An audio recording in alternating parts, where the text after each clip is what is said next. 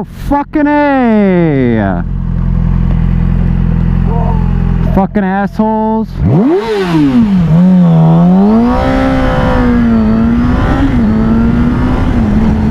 That's how people's fucking pets get killed. They don't fucking chain them up. It's not the dog's fault, it's the fucking owner. Fucking stupid rednecks. Chain your fucking animals up.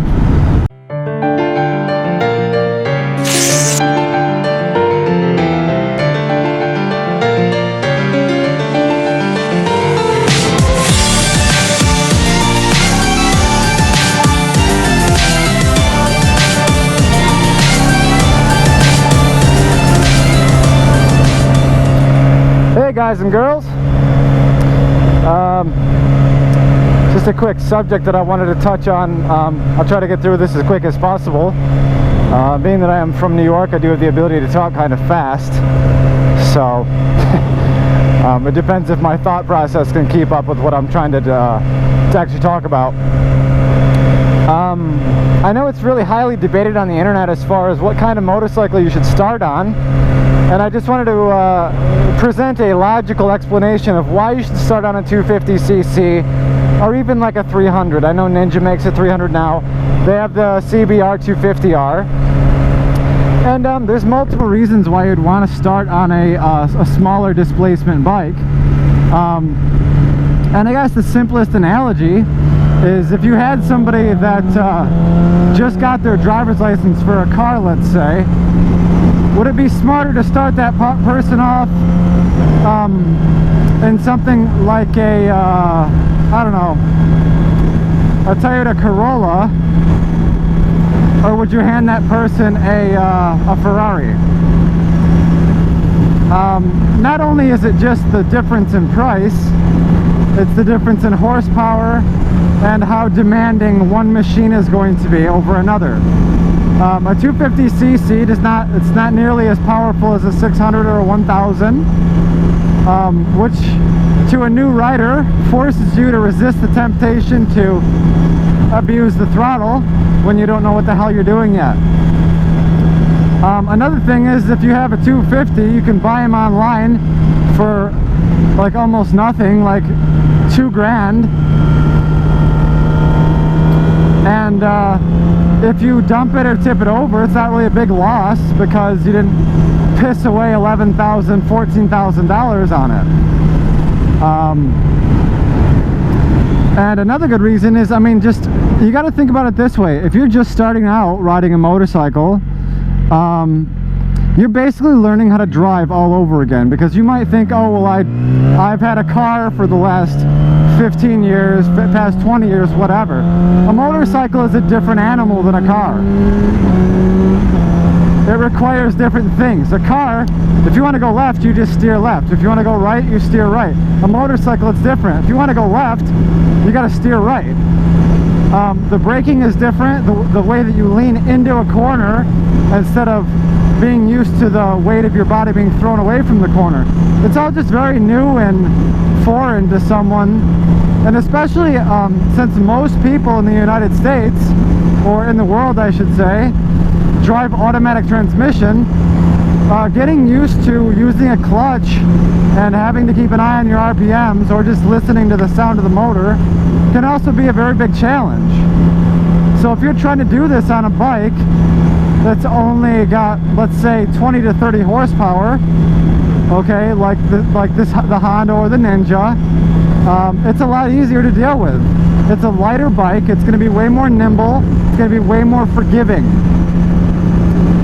If you try to start on a 600cc like a Super Sport, you're just asking to have an accident, because these are not bikes for beginners. These are for people that have an intermediate grasp on how a motorcycle works and how it steers, how it brakes, you know, all that stuff. So that's just my opinion.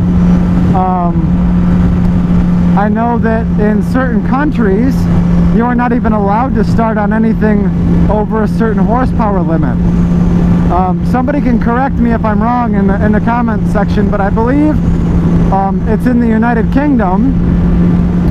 that if you go out and buy a 600cc motorcycle, in order to make it road legal, you basically have to put a limiter on it that limits the horsepower to a beginner level. So, I mean, there's a reason that countries pass these laws. In the United States, however, if you have never ridden a motorcycle before, you can walk into any motorcycle dealer and you can buy a 1000cc motorcycle. If it's an image thing and you're like, it's because you don't want your friends to see you on a 250 because they think that you're going to be a pansy or whatever, then fuck them. They're not your real friends. Your real friends should want to ride with you, whether you ride a fucking scooter or whether you ride a 1000. Doesn't matter. Are they your friends because they want to look cool around you, or are they friends because they're actually friends with you? Ask yourself that question.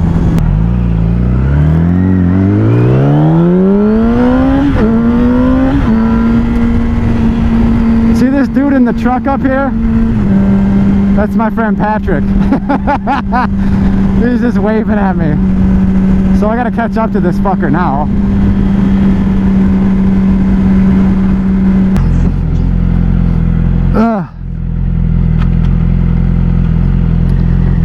Oh, I was trying to find neutral.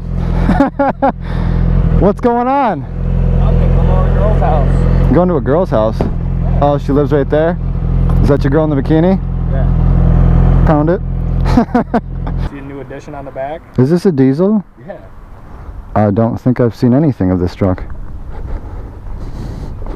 What's on the back besides your smoke taillights? Oh, that giant ass pipe? The stickers.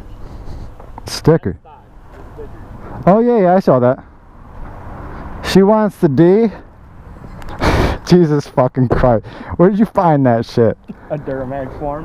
While all you guys are coming and stroking, I'll take her to the max. Nice. Jesus Christ. The other thing that I wanted to talk about, which is also highly debated on the internet because everybody and their grandmother thinks they're a fucking mechanic, is how to break in a motor. This is just my suggestion. If you look down, there's this thing called the comment section where you can either be like, yeah, that's awesome, I agree with you, or you can be like, yo, you're a fucking douchebag and I fucking hate your guts and I hope you die on your motorcycle.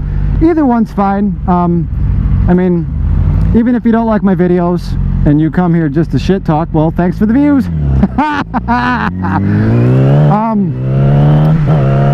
This would be my suggestion as a professional motorcycle enthusiast slash lover of all things two-wheeled.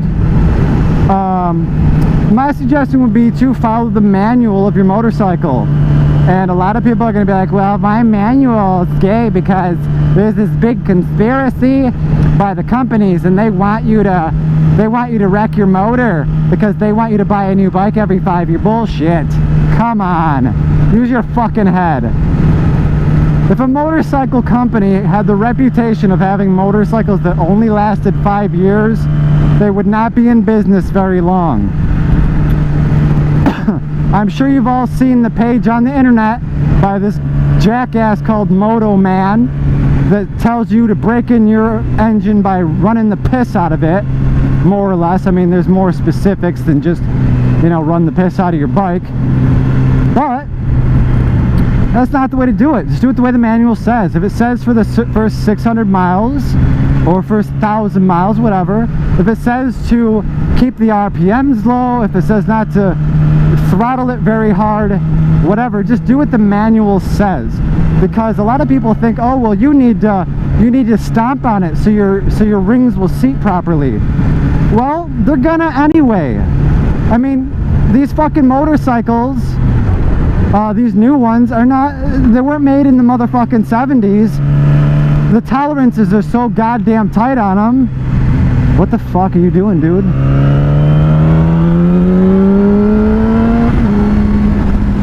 Jesus Christ. The tolerances on these engines are so goddamn tight, especially if you have a Japanese motorcycle. They are made to such highly, extremely tight standards that it barely makes a difference. The reason that you're keeping the RPMs low is because you have to heat cycle the motor. And a lot of people are thinking, oh well, if you don't heat cycle it properly and do like beat the shit out of it while you have it, that the rings are not going to seat to the inside of the piston wall. That is not true. Do you think they don't start the engine up at the factory and rev the shit out of it? They do. But they do it within reason. Okay? Another thing you have to take into consideration is the break-in period is not just about the rings. It is about every single mechanical component that is in your engine. You have to give all the parts of your transmission, all the parts of the upper motor, everything has to be heat cycled. It has to be cooled and warmed, and cooled and warmed. That way the metal will flex, it'll expand, it'll contract, and eventually what happens to metal after it is heat cycled is it finds an area to which it just decides to settle down and stay that consistency. Okay?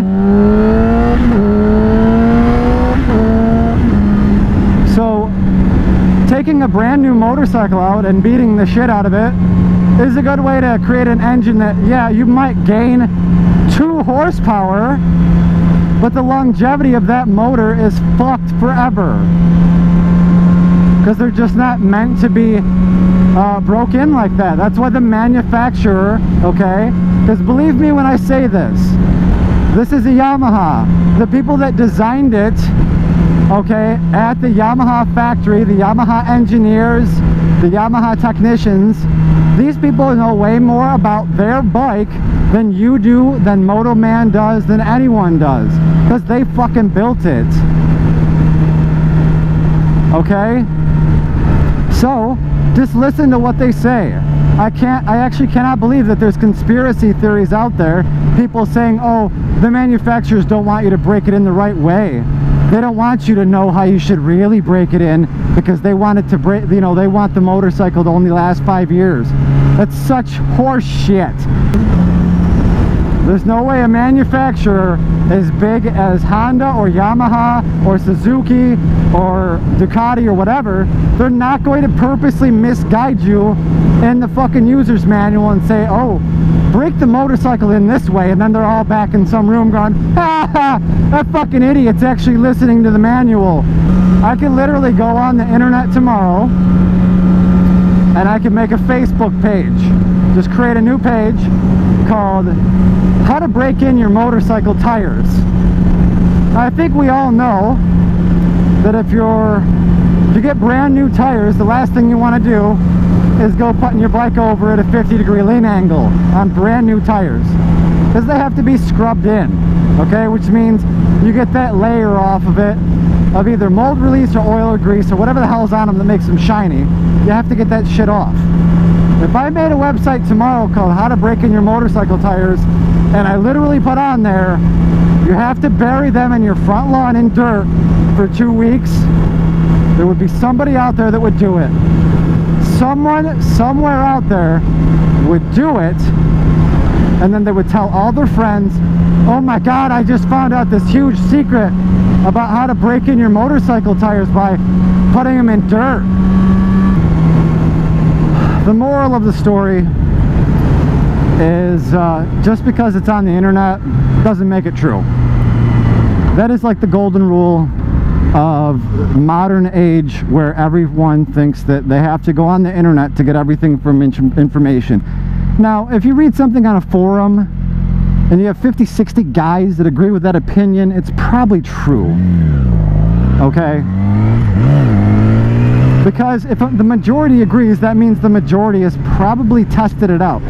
Even if there's 5 or 6 people in that majority that didn't try it and they're just giving into mob mentality and just going along with something, you got to think though, the rest of those people probably tried it. They probably know from experience. So just, you know, forums are a really good source of information, especially to new riders. Just don't believe everything you read on some, you know, hackneyed fucking website because some guy claims he's a professional.